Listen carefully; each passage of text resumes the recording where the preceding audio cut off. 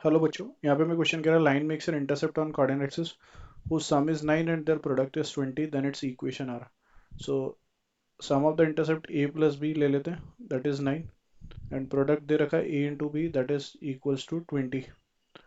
Now यहाँ से अगर हम लाइन की इक्वेशन लिखें तो that is x upon a plus y upon b is equals to 1 है, right?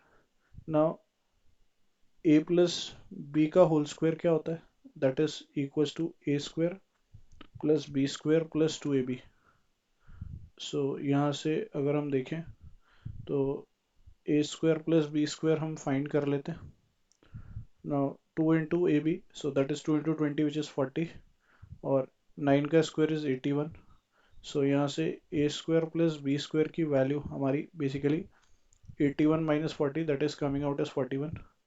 Now A minus B का होल स्क्वायर कितना आ रहा है? That is A square plus B square minus का 2ab.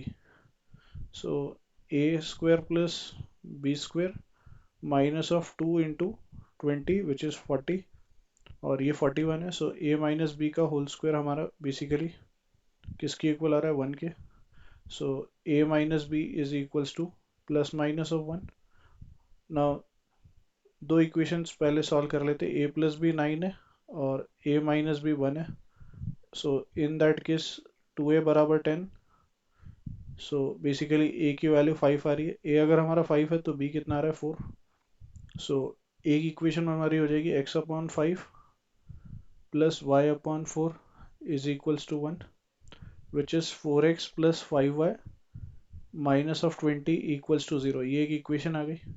अच्छा, दूसरा ले लेते हैं. a प्लस बी बराबर 9 और a माइनस बी बराबर माइनस का 1. दोनों को ऐड करेंगे तो 2a इज इक्वल्स टू में कितना आ जाएगा? 8. तो a की वैल्यू 4 आ रही है, और अगर a 4 आ रहा है तो b की वैल्यू 5 आ रही है. सो यहाँ से हमारे पास प्रीवियस जो इक्वेशन आई थी उसको एक बार प्रॉपर लिख लेते हैं. एलसीएम लेंगे तो 4x प्लस 5y माइनस 20 आई थी, राइट? नाउ यहाँ से हमारे पास जो आएगी दैट इज x अपॉन 4, तो इससे आ जाएगी 5x plus 4y minus of 20 equals to 0. So इसके जो हमारे करेक्ट ऑप्शन हैं, ऑप्शन 1 एंड ऑप्शन 2 है. I hope you understood well. Best of luck. Thank